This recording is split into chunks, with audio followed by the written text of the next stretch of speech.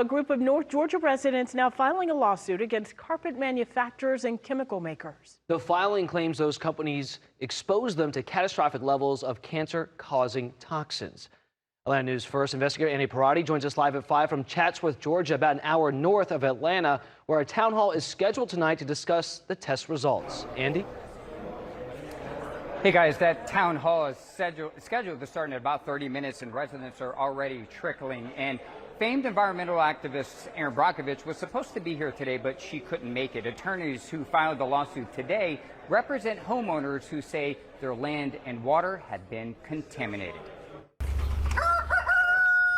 Come on, Mama, get out of here. It's time for Leroy Fletcher to harvest from his hens. We have about 12 to 14 eggs a day, somewhere in there.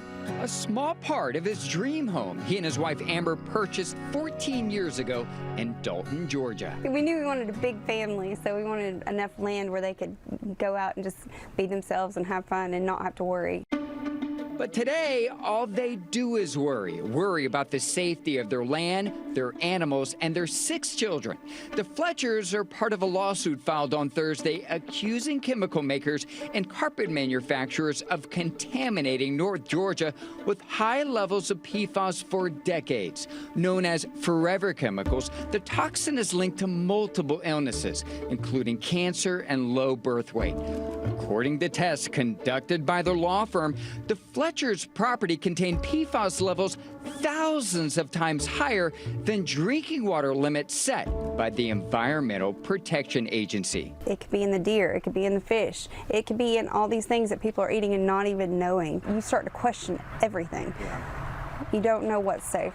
The creek behind their home also contaminated, according to the test results. This past March, the Fletchers shared their concerns with lawmakers at the state capitol. I took these photos of our children playing in the creek in our property, and what used to be a beautiful family memory brings feelings of anxiety and fear. Take a look at this map. The red pins identify the locations of carpet manufacturing plants in North Georgia. Now look at the test results. The shades of red and orange reflect the PFAS levels above the EPA threshold, according to the lawsuit, potentially impacting thousands of homeowners.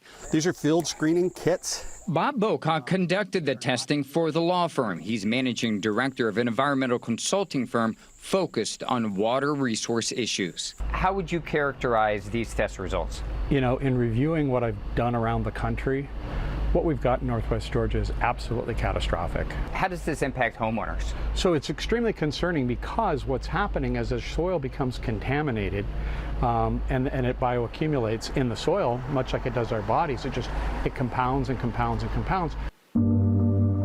I don't even know if it's in their eggs. Instead of enjoying their livestock, the Fletchers are walking on eggshells about what to do next, hoping the companies they claim contaminated their land take accountability for their actions. They employ a lot of us in this area. Somehow, some way, we work for them. They should be neighbors and accept the responsibility and do the neighborly thing, especially for the community that has served them so well. Back here live in Chatsworth. Now, we reached out to the carpet and chemical companies to respond to the lawsuit, but did not hear back. To give you some perspective of just how contaminated the Fletcher's land and water is, these 4 grains of rice, there's 4 grains of rice in this small little jar. They represent the 4 parts per trillion that are essentially allowed, the limit the EPA allows in drinking water. This right here, all of these grains of rice represent the total amount of PFAS found in a nearby spring near the Fletcher's home. Another town hall is scheduled tomorrow at 6 p.m. here in North Georgia. Live in North Georgia, I'm Andy Parati. Atlanta News First investigates.